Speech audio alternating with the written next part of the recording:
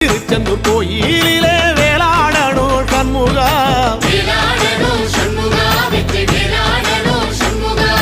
பிள்ளை ஆண்டான் பிள்ளை என வரம் கொடுக்கணும் சண்முகா,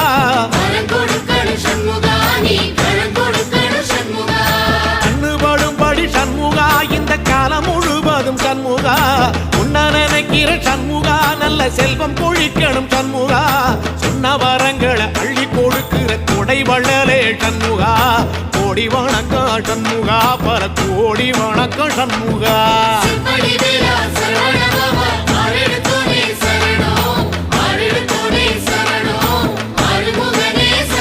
ஐயா மருதமர சத்தியமாகும் அறுபடைய சண்முகா,